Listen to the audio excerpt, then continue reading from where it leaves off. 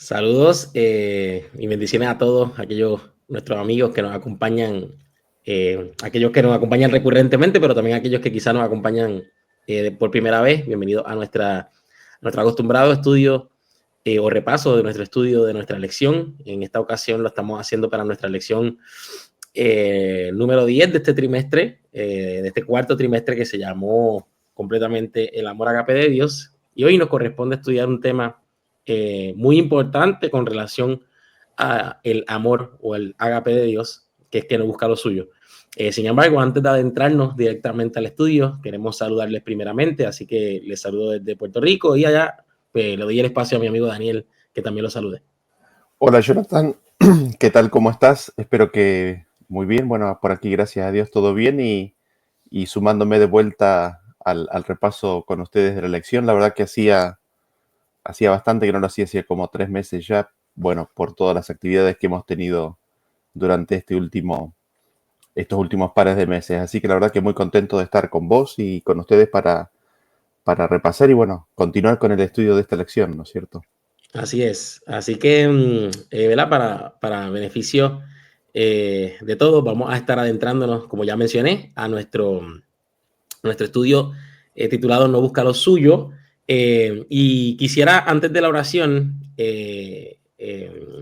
nada, introducir el pensamiento, ¿no? De lo que vamos a estar estudiando a través de lo que es el versículo de memoria de esta semana. Así que simplemente lo voy a estar leyendo. Es Primera de Juan capítulo 3, versículo 16, que dice: en esto hemos conocido el amor, en que Él puso su vida por nosotros. También nosotros debemos poner nuestras vidas por los hermanos. Así que con esto en mente queremos iniciar nuestro estudio con una oración. Así que, Daniel, te voy a pedir si eres tan amable que nos acompañe en esta oración. Buenísimo, sí. Nos ponemos en posición reverente y oramos.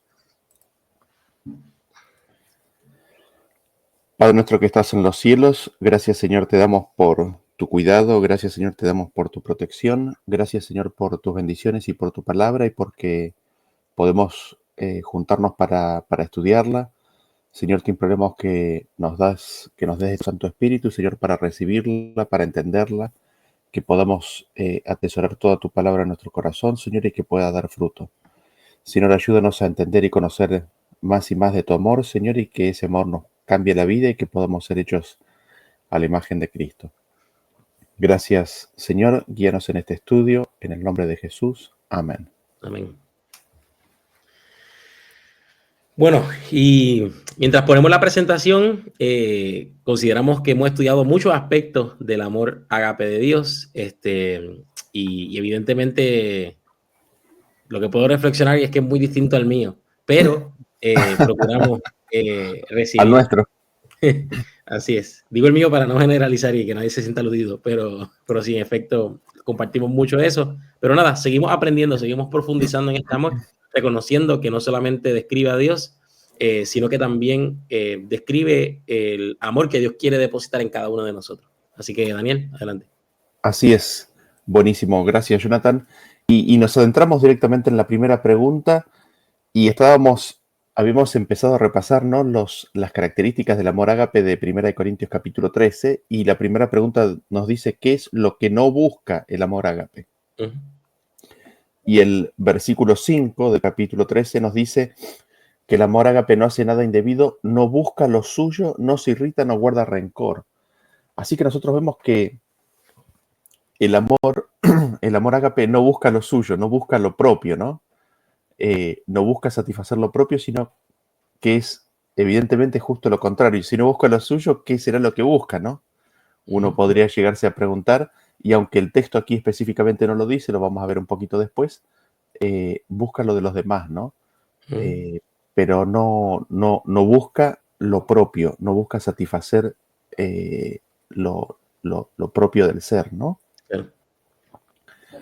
Y simplemente menciono, Daniel, con relación a esto, que hay versiones que dicen la palabra egoísta y en efecto la definición de egoísta es buscar lo suyo propio. Así que, o Así anteponer es, el interés propio por encima del interés ajeno. así Entonces, es. Exactamente. No es egoísta, no busca lo propio. uh-huh, Es como que es súper claro y no hace falta uh-huh, agregarle nada más, ¿no? así es. Y aquí vamos a ampliar, ¿verdad? Dice, ¿cómo amplían este concepto en los siguientes versículos? Hay textos, ¿verdad?, que siguen ampliando sobre este principio. Primera de Corintios capítulo 10, versículo 24 y el texto 30 dicen lo siguiente: ninguno busque su propio bien, sino el del otro. Como también yo en todas las cosas agrado a todos, no procurando mi propio beneficio, sino el de muchos para que sean salvos. Y otro texto, Romanos capítulo 14, versículo 7, porque ninguno de nosotros vive para sí y ninguno muere para sí. Y me llama la atención porque significa que uno debe buscar para uno el mal. Uno se, ¿verdad? Por lo menos yo soy así como un poquito extremista y me gusta preguntarme lo contrario a lo que me dice el texto. Me está recomendando que busque para mí el mal. En realidad el consejo es que tenemos que buscar el bien de los demás. Obviamente no es que activamente busques tu mal, no. Es que busques el bien del otro, más allá de hacerte algún tipo de daño o mal. Por lo tanto, no podemos tomar, ¿verdad?, acciones o decisiones, no debemos, mejor dicho, no deberíamos tomar acciones para beneficio propio que de alguna manera afecten a procurar siempre hacer el bien a los demás, aunque no necesariamente esto sea, ¿verdad?, podríamos decir lo más conveniente para nosotros, porque vamos a poner primeramente a los demás, ¿verdad? Vamos a estimar a los demás, como dice otro texto de la Biblia, como superiores a nosotros mismos a la hora de nosotros tomar decisiones, a la hora de nosotros hablar, a la hora de nosotros estimar a los demás. Así que en lugar de buscar nuestro propio beneficio, vamos a buscar el beneficio de los demás y específicamente, Primera de Corintios capítulo 10, versículo 24, establece para que sean salvos. Es como busca, dentro del mismo principio de la salvación, no busques.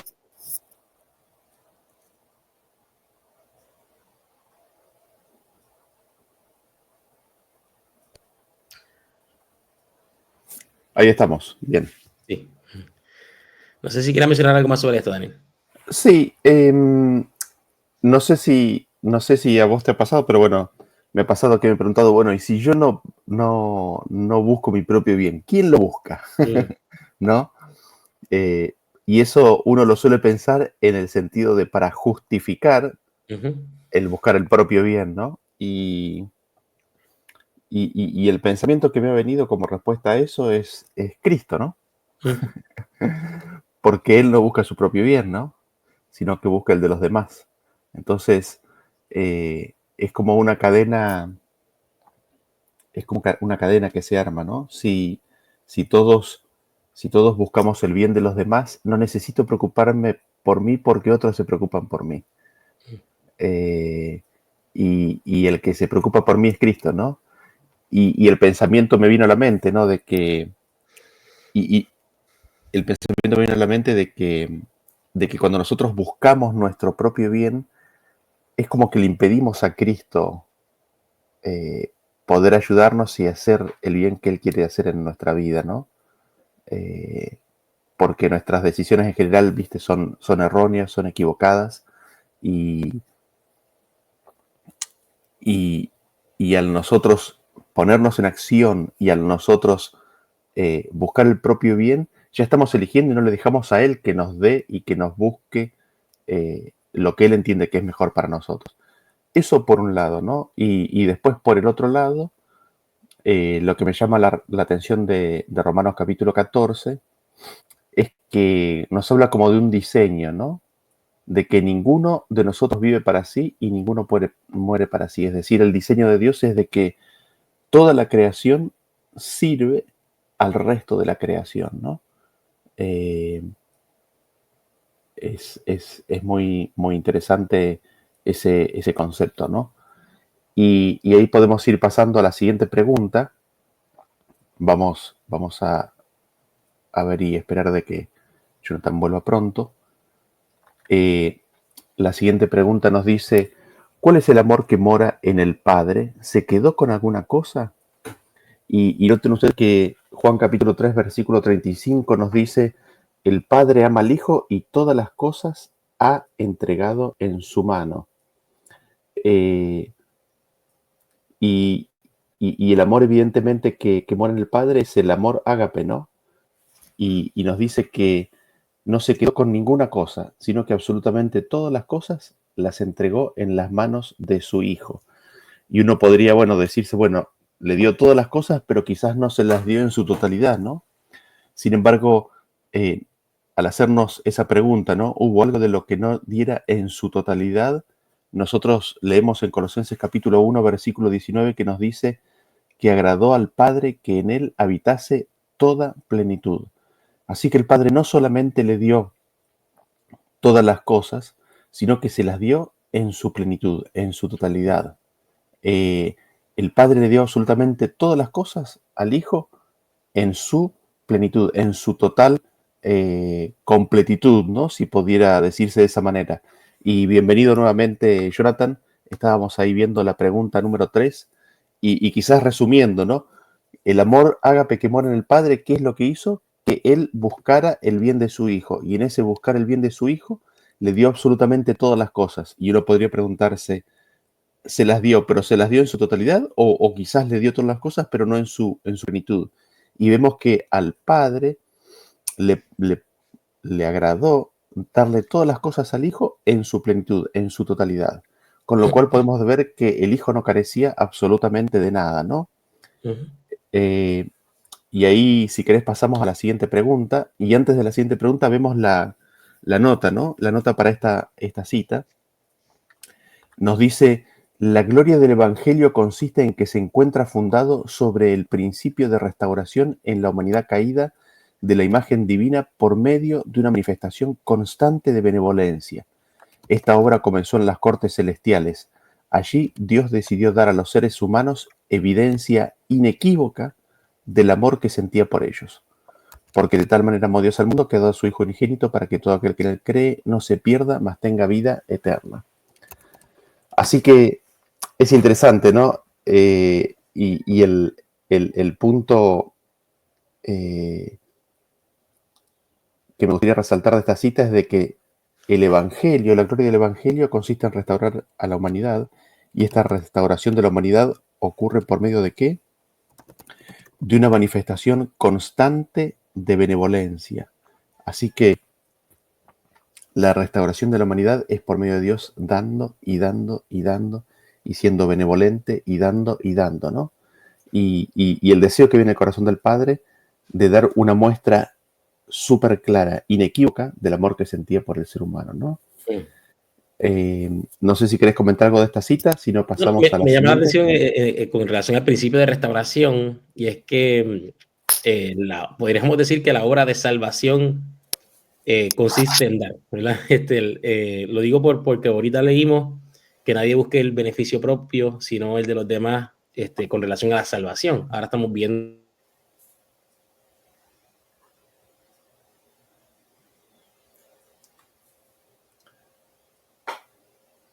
Bueno, se ve que estamos con problemas de comunicación y de internet.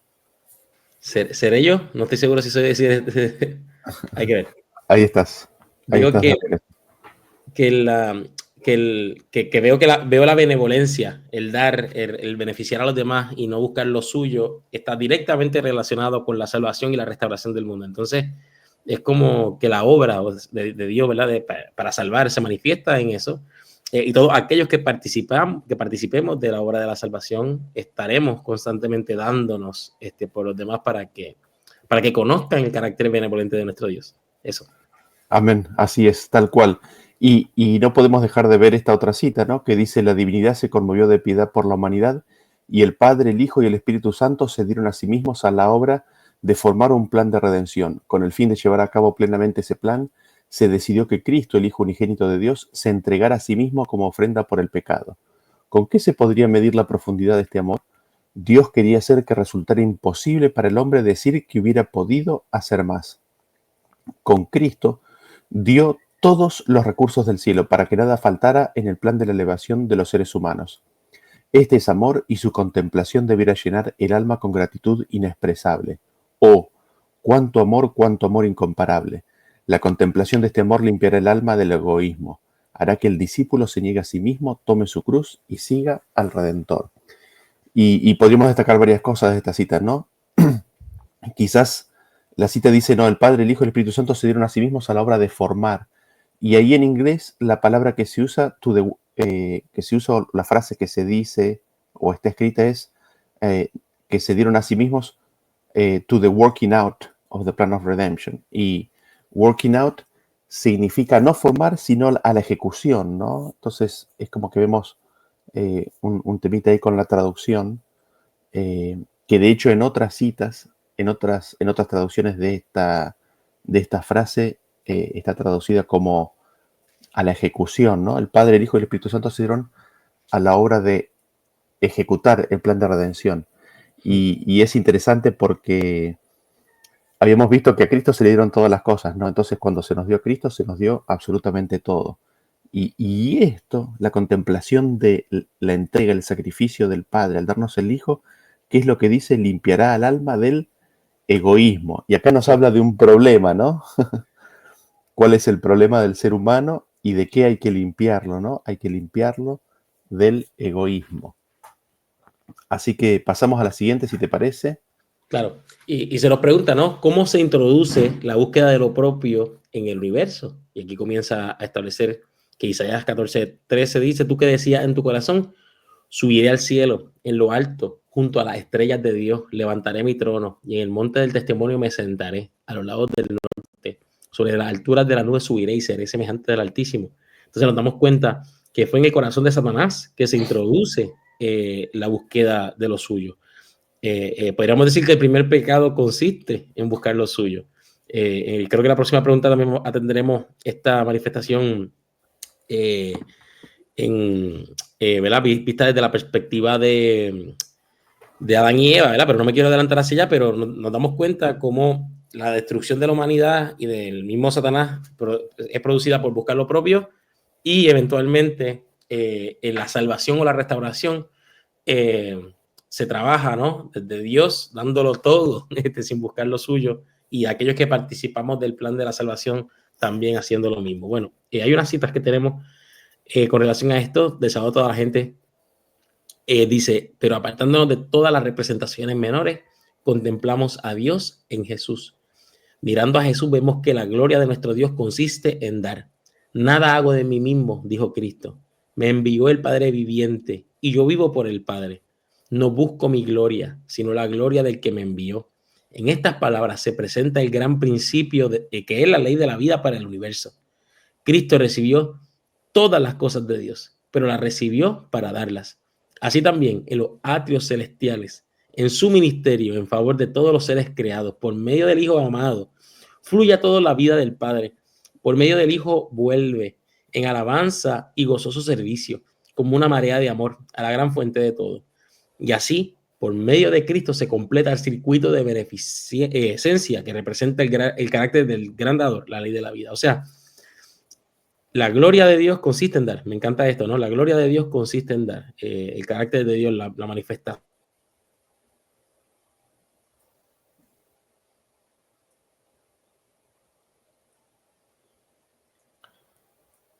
Bueno, se cortó nuevamente.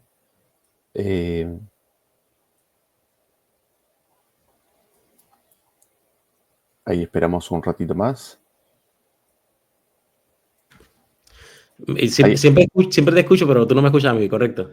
Así es. Déjame ver cómo resuelvo eso después de leer esta cita. Dice que por medio de Cristo, ¿verdad? Cristo es el medio por el cual son todas las cosas de Dios. Cristo recibe todo de Dios y así como lo recibe de Dios todo, sin reservar de ninguna cosa, nosotros recibimos de Cristo todas las cosas también de la misma manera, sin reserva.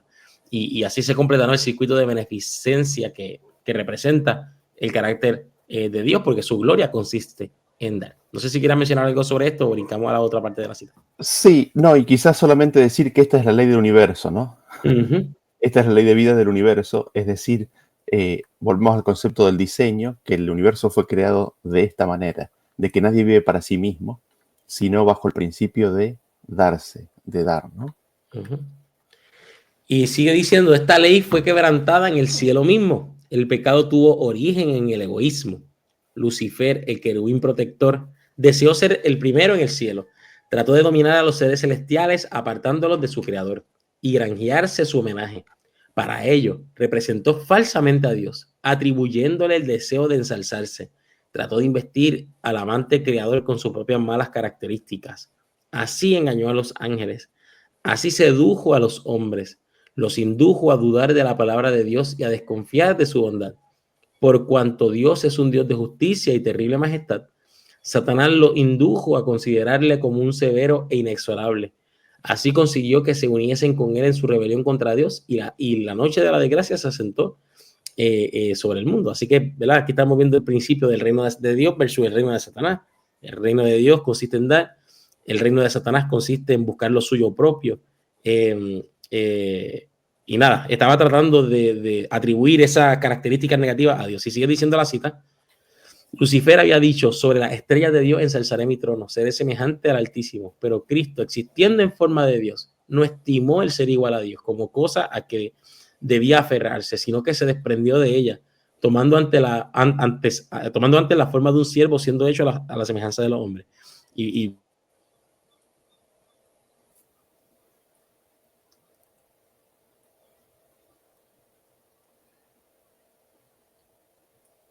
Bien, ahí se cortó nuevamente. A ver, esperamos a que vuelva.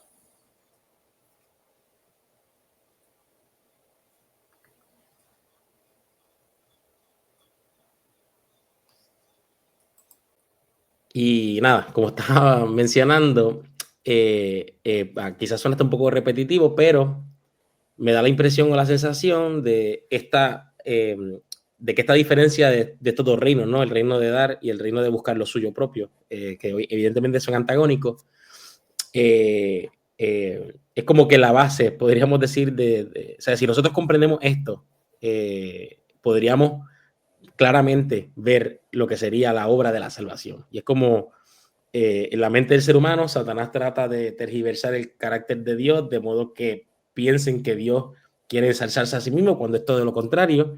Dios lo que busca es darse a la humanidad, darse a todos a las huestes celestiales, a todo el mundo, mientras él lo que busca en este caso es buscar lo suyo propio. Entonces es como que o participamos del reino de no buscar lo suyo propio o participamos del reino de buscar lo suyo propio.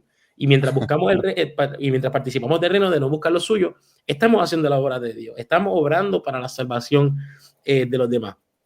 Mientras busquemos lo propio, estamos obrando para el reino de Satanás, estamos haciendo todo lo contrario, ¿no? Desvirtuando el reino de Dios. Entonces, esto es un asunto.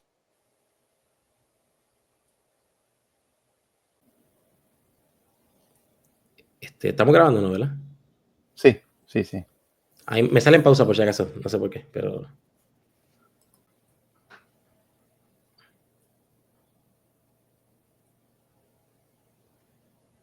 Ya estamos ya.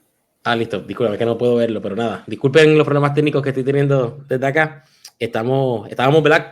Comparando el reino de Satanás y el reino de Dios, que uno consiste en dar, uno consiste en buscar lo suyo propio. Y lo que quería mencionar simplemente es que justo la obra de salvación consiste en participar del ministerio de dar, de participar del ministerio de no buscar lo suyo propio. Y de esa manera restaurar a la imagen del hombre, ¿verdad? A la imagen y semejanza de Dios. Así es. Bueno, gracias ahí, Jonathan. Vamos a pasar a la siguiente pregunta. ¿Cómo se introduce la búsqueda de lo propio en este mundo? Al creer esta mentira, Eva, ¿a qué la lleva? Y vamos ahí al principio, ¿no? A Génesis capítulo 3, versículo 5, que dice, sino que sabe Dios que el día que comáis de él, serán abiertos vuestros ojos y seréis como Dios, sabiendo el bien y el mal. Y vio la mujer que el árbol era bueno para comer y que era agradable a los ojos y árbol codiciable para alcanzar la sabiduría, y tomó de su fruto y comió, y dio también a su marido, el cual comió así como ella. Y fíjate que la mentira que introduce Satanás, la serpiente aquí, es de que Dios les priva el árbol ¿para qué? Para que no puedan ser como Dios. Es decir, le está poniendo atributos egoístas a Dios, ¿no? Dios no les está dando a ustedes de comer del árbol, porque bien sabe Dios que el día que coman del árbol serán abiertos vuestros ojos y seréis como Dios. Y ahí nosotros vemos la mentira y cómo Satanás introduce sobre Dios el concepto de que Él busca lo propio. Y esto se conecta con la cita anterior, ¿no? De que hemos leído de que Satanás puso sobre Dios sus propios atributos malvados. Y la mujer es engañada, y así es como se introduce en este mundo el concepto de ¿qué? De buscar lo propio, ¿no? la mujer vio que el árbol era bueno para comer, era agradable para los ojos, era codiciable para alcanzar la sabiduría y se sirvió, tomó para sí mismo, ¿no? Así vemos cómo se introduce en este mundo el principio de la rebelión de Lucifer. Y no sé si querés comentar algo más, si no, ahí seguimos. No, creo que podemos ir directamente a la otra pregunta que amplía un poquito más sobre esto, ¿no? Porque vemos cómo Satanás introduce esta mentira, este falso concepto del carácter de Dios. Y ahora, cuando se pierde el mundo a causa de esta mentira y de este engaño, ¿cómo amo Dios al mundo, no? Porque es como que el hombre adopta este espíritu o este reino egoísta, ¿verdad? Pero cómo Dios rescata al mundo. En Juan 3:16, y habíamos visto, ¿verdad? Que considerando la pregunta 3, que habíamos visto que al dar a su hijo había dado todas las cosas, ¿verdad? ¿Y con qué propósito? Así que cuando hablamos de que Dios dio a su hijo, dio todas las cosas, porque en Cristo estaba la plenitud de Dios, la plenitud de todas las cosas de Dios. De todo. Y Juan 3:16 dice, porque de tal manera amó Dios al mundo que ha dado a su hijo unigénito, para que todo aquel que en él cree no se pierda, mas tenga vida eterna. Porque no envió Dios a su hijo al mundo para condenar al mundo, sino para que el mundo sea salvo por él. O sea, ¿cómo Dios reacciona? Como es, dándolo todo, dando a su hijo, con su hijo todas las cosas. Sigue diciendo Romanos 8:29 también este principio, porque a los que antes conoció, también los predestinó para que fuesen hechos conforme a la imagen de su hijo, para que él sea el primogénito entre muchos hermanos, el que no escatimó ni aún a su propio hijo, sino que lo entregó por todos nosotros. ¿Cómo no nos dará también con él todas las cosas? Pues si todas las cosas fueron dadas a Jesús, evidentemente con Cristo recibimos todas las cosas de Dios también. Y segunda de Pedro 1 del 3 al 4 dice, como todas las cosas que pertenecen a la vida y a la piedad nos han sido dadas por su divino poder, mediante el conocimiento de aquel que nos llamó por su gloria y excelencia, por medio de las cuales nos ha dado preciosas y grandísimas promesas para que por ellas llegaseis a ser participantes de la naturaleza divina, habiendo huido de la corrupción que hay en el mundo a causa de la concupiscencia. Entonces me llama la atención cómo Dios nos da todas las cosas, y dándonos todas las cosas, llegamos a ser participantes de la naturaleza divina. Y es interesante, ¿no? Porque cuando yo reconozco, a mí me encanta una cita, yo creo que una de mis citas que más me ha ayudado en este mundo de Elena White, que dice que el fundamento del verdadero éxito es el reconocimiento del derecho de propiedad de Dios. Entonces, este principio, ¿no? Y luego habla del principio de dar, ¿no? De recibir todas las cosas de Dios. Cuando yo reconozco que todo es de Dios y que todo lo que tengo lo recibo de Dios, comienzo a ser partícipe de la naturaleza divina.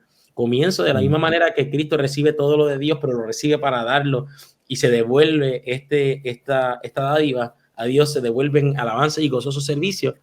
Cuando tú y yo reconocemos que todo lo que poseemos es de Dios, que todo lo que, ¿verdad? Tanto las cosas tangibles como intangibles, las cosas espirituales, por sobre todas las cosas, cuando nosotros reconocemos que todo proviene de Dios, llegamos a ser participantes de la naturaleza divina, comenzamos a vivir también en una vida que no busca lo suyo, que busca dar a los demás. Y en este proceso, el nombre de Dios es glorificado. Así que nada, me parece muy interesante y se nos hace una pregunta final, ¿no? Que si consecuentemente se reservó algo Dios, no se reservó absolutamente nada, ¿no? Exactamente. Y es interesante porque de esta forma responde la acusación original, ¿no? De Satanás que se le hizo a Eva, ¿no?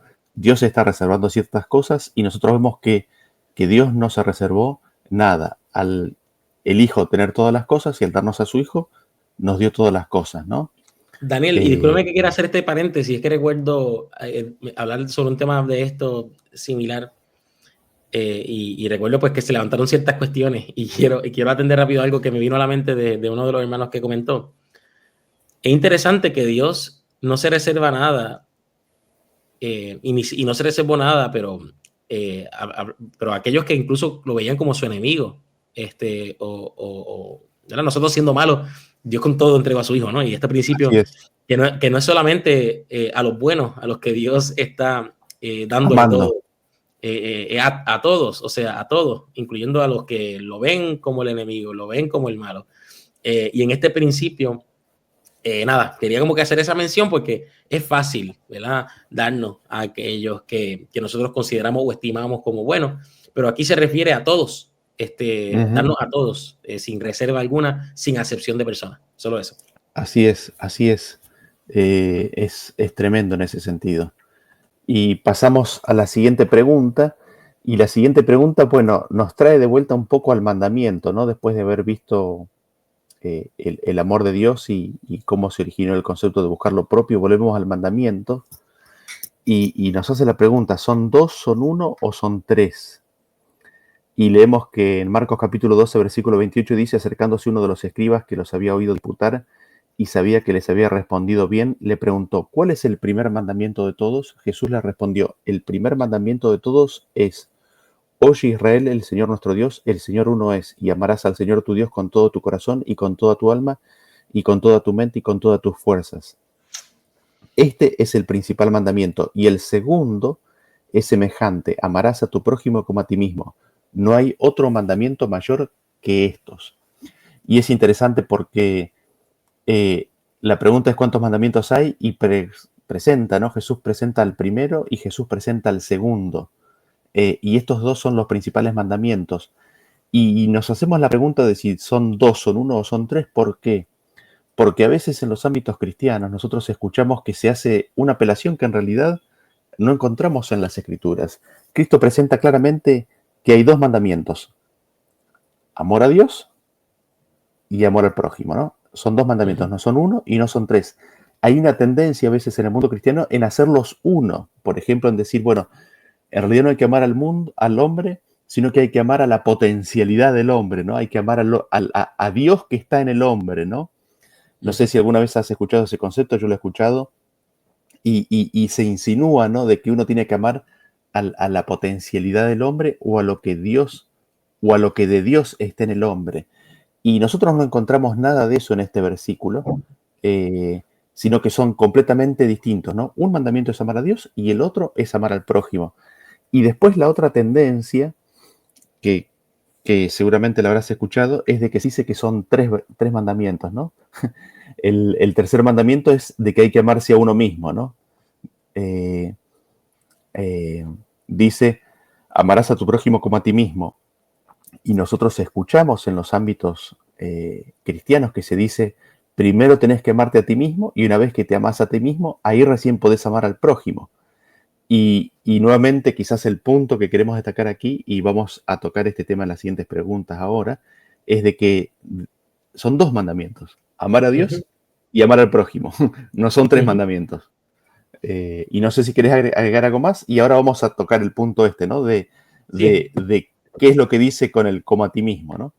Sí, totalmente. Y creo que las preguntas lo responden, ¿no? Primero nos pregunta cómo hay que amar al prójimo, como a ti mismo, ¿no? Como tú te amas a ti mismo. Vamos a ver si eso es lo que responde la Biblia.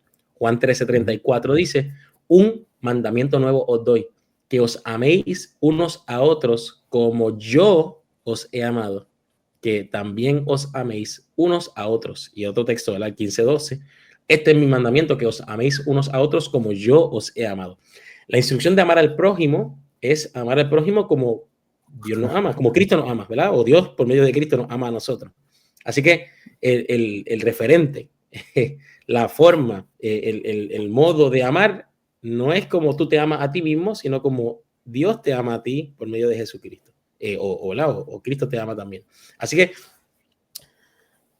no es como tú te amas, es como Él te ama.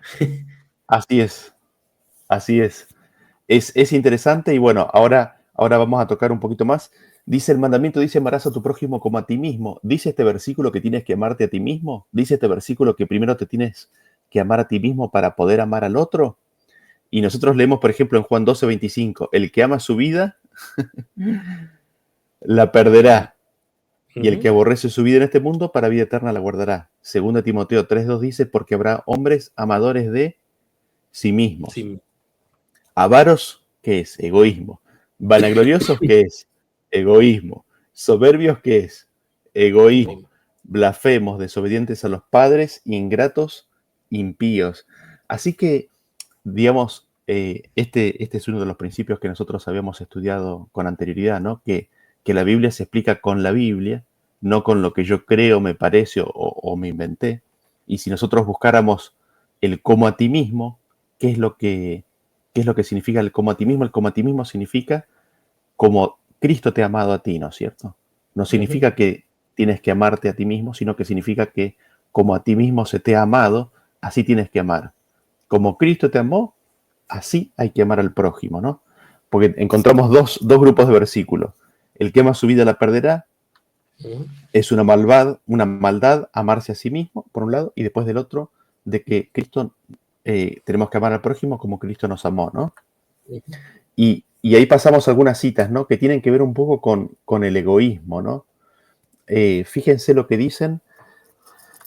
Son varias, vamos a leer la primera. Dice: y me buscaréis y me hallaréis porque me buscaréis de todo vuestro corazón. Muchos no han tenido esa experiencia religiosa que es esencial para ellos, que les permita estar sin falta delante del trono de Dios.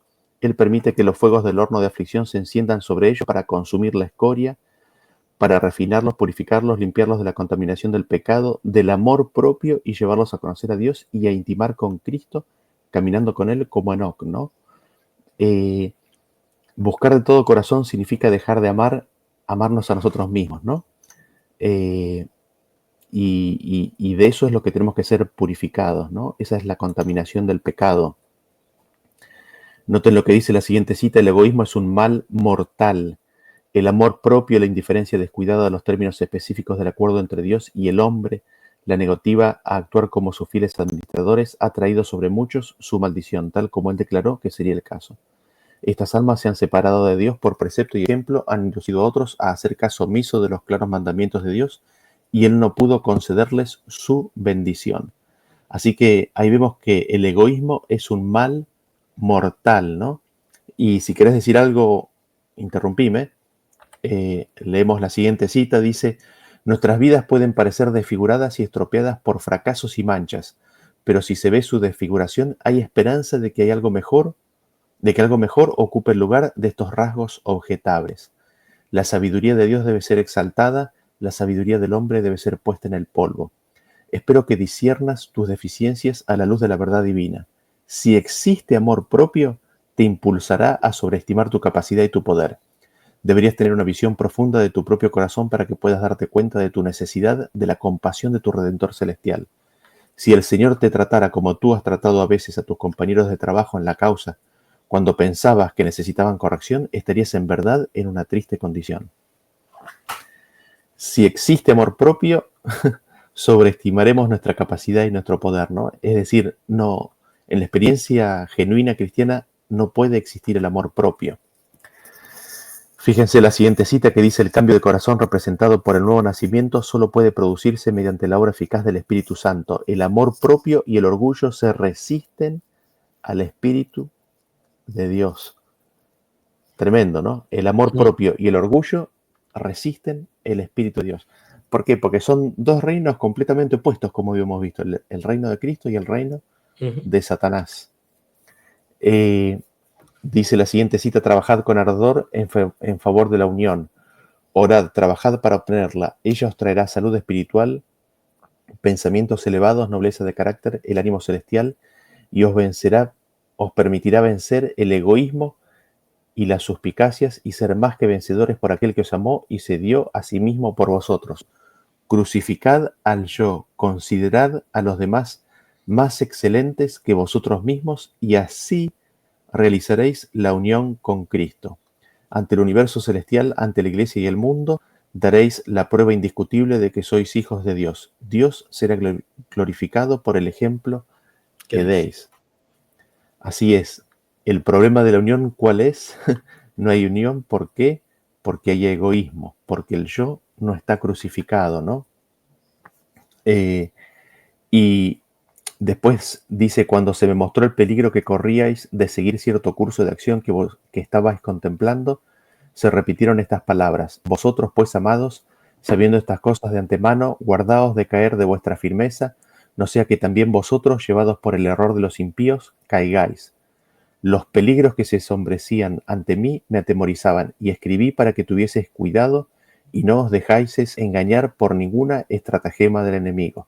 Satanás es un halagador astuto e infunde su veneno de la autoestima en la mente de una manera tan insospechada que a menos que se cuide, el alma tentada es tomada desprevenida. Qué fuerte que está esta cita, ¿no? No sé si viste, pero tiembla el mundo de la psicología, ¿no? ¿Quién es el que ¿Qué es la autoestima? ¿Es el veneno de quién?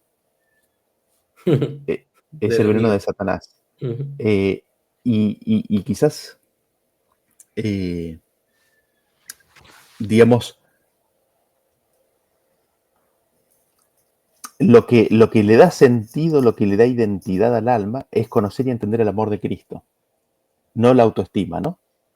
No la autoestima. Sí, Y vamos, si querés, no, antes de pasar a la pregunta, es que sí, a mi mente viene esto, no sé si por mi contexto, quizá no aplique en todos lados, pero probablemente sí. Usualmente cuando yo veo a profesos cristianos hacer mención al amor propio que están ejerciendo para sí mismos, lo hacen desde una perspectiva saludista, ¿no? Es como que, mira, estoy haciendo ejercicio porque me amo, ¿no? O estoy ujú, arreglándome porque... Entonces, ahí hay una línea fina, ¿no? ¿Verdad? Lo que puede ser, por ejemplo, las reglas de salud, tienes, o sea, de hacer ejercicio, de alimentarte correctamente. Pero me parece muy bien que lo que define si se hace desde una perspectiva egoísta o de una perspectiva, ¿verdad? Correcta es la intención, o sea, ¿para qué haces ejercicio? No es como que, ¿para qué? Lo haces porque te quieres ver bien y quieres ser atractivo para los demás o para ti la mismo o misma. motivación, Lo estás haciendo para tener una vida saludable y poder ser de bendición. productivo y de ayuda en el plan de salvación para tu familia, para los que Dios te... O sea, es un tema de intenciones, no es que no hagas ejercicio, no te alimentes correctamente. O sea, el tema del egoísmo, del amor propio, no es busca el mal para ti, como estaba mencionando anteriormente. Ahora, ¿por qué haces Ujú, lo que haces? Es como que pregúntate, ¿por qué estás haciendo lo que estás haciendo? ¿Para qué haces ejercicio? ¿Para qué? Entonces, nada, solamente menciono esto porque, por lo menos en mi contexto, es como que no, tenemos que amarnos porque nuestro cuerpo es templo del Espíritu Santo y tenemos que amar el ujú. cuerpo, ¿sabes? Pero ¿por qué hace lo que hace? Evidentemente, no, o sea, los consejos de salud no están para que sea más atractivo para los demás, no están eh, Así para, es. para tú sentirte mejor con tu cuerpo y con tu estima, sino están diseñados para, ¿verdad?, vivir una vida en salud a fin de trabajar productivamente en la obra de Dios. No sé qué opinas, Daniel. Sí, totalmente, totalmente. Y es como que el tema nos confronta con encontrar la motivación de todas las cosas que hacemos, ¿no? ¿Por Uh qué hacemos esto? -huh. Así ¿Qué es es. lo que estamos buscando? ¿Estamos buscando lo propio? Uh -huh. Y se nos pregunta, ¿sería correcto entonces afirmar lo siguiente? Ama a tu prójimo como a ti mismo se te ha amado. Confirma los siguientes versículos de este concepto y si no queda aún claro, primera de Juan 4, 19 al 21 dice, nosotros le amamos a él porque él nos amó primero. Si alguno dice yo amo a Dios y aborrece a su hermano, es mentiroso. Pues el que no ama a su hermano a quien ha visto, ¿cómo puede amar a Dios a quien no ha visto? Y nosotros tenemos este mandamiento de él, el que ama a Dios, ame también a su hermano. Así que si un tercer mandamiento, que no hay un tercer mandamiento, pero si alguno sería, ¿verdad? Obviamente lo estoy diciendo en forma de alegoría, no es que haya un tercer mandamiento, pero menciono que para poder amar al prójimo, tengo que primeramente conocer el amor que Dios tiene para mí. Entonces, más Tengo allá que haber de tener recibido que su amor, amarme ¿no? primero, exacto, más allá de tener que amarme primero para poder amar a mi prójimo con el amor que me tengo a mí mismo, es primero, o sea, antes que cualquier otra cosa, ¿verdad? Porque nosotros amamos a Dios porque Dios nos ama primero. Es como que Así es. conocer primeramente el amor de Dios para nosotros y ese amor, ese conocimiento de Dios, un Dios que no busca lo suyo, que todo lo que hace es dar, produce en nosotros un amor tanto a Dios como a nuestros hermanos, que son también hijos de Dios. Y en ese sentido, me parece que la obra, ¿no?, es conocer a Dios. La obra es conocer el carácter dadivoso de Dios y es ese amor ágape que no busca lo suyo, lo que produce amor en nosotros, tanto para Dios como para nuestros hermanos. Así es, tal cual. Entonces, y perdón, ahí quizás podríamos cerrar, ¿no? Entonces vemos que es correcto, o sería correcto, ¿no? Afirmar, Total, total. ama a tu prójimo como se te ha amado a ti, ¿no? Como Dios te ha amado. Uh -huh. Ese es el sentido que el resto de las escrituras le dan a este versículo y a este mandamiento, ¿no? Y nos preguntamos, ¿no? Ese amor ágape que recibimos, ¿cómo se manifiesta? Y lo leemos en 1 Juan 3:16, dice, en esto hemos conocido el amor, en que Él puso su vida por nosotros. También nosotros debemos poner nuestras vidas por los hermanos. Y esto conecta con lo que venías diciendo antes, ¿no? Conocemos el amor de Dios, primero conocemos y recibimos su amor. ¿Y qué es lo que conocemos? Que Él puso su vida por nosotros. Entonces, ¿cómo se manifiesta el amor que hemos visto y recibido? En que nosotros vivimos exactamente lo mismo que Él hizo y vivió por nosotros, ¿no? Se manifiesta el amor ágape en que nosotros damos nuestra vida por los hermanos. Y es interesante, ¿no? Y se nos pregunta cómo esto se manifestó en la vida de Pablo. Y a mí estas cosas me chocan bastante. Romanos 9, capítulo 1,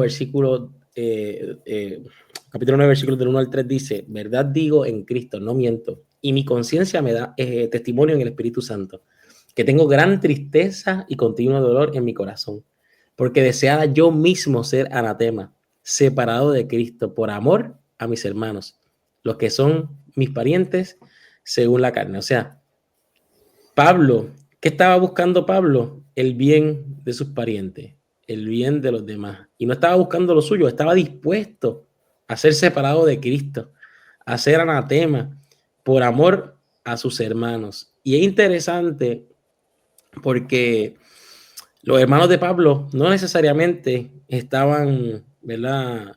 Viviendo una vida de santidad, ¿verdad? Necesariamente. No, lo querían Eh, matar, seguro. Entonces, él decía, yo, prefiero perder mi vida prácticamente, ¿no? Eh, Por amor a mis hermanos, para salvación de mis hermanos. Es como casi, intercambia mi vida por la de ellos, ¿no? Es interesante, ¿no? A mí, por lo menos a mí me sorprende bastante esa actitud y sé que en Pablo no es la única persona que se manifiesta ese tipo de actitud. Así es, tal cual. Y lo hemos visto en una lección anterior, ¿no? El riesgo que Cristo enfrentó, ¿no? Uh-huh. El riesgo de pérdida eterna. Y vemos que ese espíritu que había en Cristo lo vemos en Pablo, ¿no? Y también vemos que en alguien más se manifestó este mismo principio. Moisés dijo, ¿no? En Éxodo capítulo 32-31, entonces volvió Moisés a Jehová y dijo, te ruego pues este pueblo ha cometido un gran pecado porque se hicieron dioses de oro, que perdones ahora su pecado y si no, ráeme ahora de tu libro que has escrito, ¿no? El, la, la, el, con tal de que el hermano, con tal de aquel que te quería apedrear hace poco, sea salvo, estar dispuesto a perder la vida, ¿no? Y ahí es como nosotros encontramos cumplimiento de cómo este amor ágape recibido se manifiesta, ¿no? En poner la vida por los hermanos. Y ahí podemos pasar a la última pregunta, si querés, Claro. Jonathan. Y se nos pregunta cómo se aplicarían las características del amor ágape de Dios a las relaciones interpersonales. Y se nos dice que el amor ágape es espontáneo y desinteresado, e indiferente al valor del objeto. Es creativo y establece la comunión con Dios. Tenemos una nota. Yo quisiera. Bueno, dice ahí, no te acuerdo, pero no creo que no la tengo, ¿verdad? No te preocupes. Sí, sí, había una nota, así es. Sí, no te preocupes. Con todo quiero, ¿verdad? Mencionar con relación a estas últimas preguntas con relación a Pablo y a Moisés. Pablo sabía muy bien que no hay peor condición que estar separado de Cristo. O sea, la peor condición para el ser humano no es una enfermedad grave, no es nada, ¿sabes? No es situaciones de tortura. La peor situación o la peor posición que puede tener el ser humano es estar separado de Cristo. Y si estamos separados de Cristo, y Pablo conocía esa última posición y dijo, yo estoy dispuesto a estar separado de Cristo para bien de mi hermano, demuestra que si le hubiese hecho algún bien a su hermano, estar separado de Cristo, entiéndase la peor posición que puede tener el ser humano actualmente, demuestra un espíritu que evidentemente no busca para nada lo suyo. Es como ¿Estás dispuesto a estar en la peor condición para que nuestro hermano que está en una condición mala esté en mejor posición? Si fuera posible para Pablo. O sea, Pablo no está diciendo yo quiero estar separado de Cristo, no. Es que si yo estar separado de Cristo le trae un bien a mi hermano, estaría dispuesto a hacerlo. Y yo creo que esta actitud que evidentemente manifestó Pablo, manifestó Moisés, manifestó Cristo, debería ser el espíritu que se manifieste en todos aquellos que profesamos ser hijos de Dios también. O sea, estar nosotros dispuestos, si le hace el bien al otro, estar en una condición, si tenemos que estar en una condición mala para que otros tengan una buena condición, estar dispuesto a hacerlo, ¿no? Exactamente. Y creo que ahí va, y esa es la nota, ¿no? Que es la respuesta aquí puesta en la presentación, ¿no? De que es desinteresado, ¿no? Es decir, no hace las cosas por interés, o hace las cosas por el interés de los demás, ¿no? Es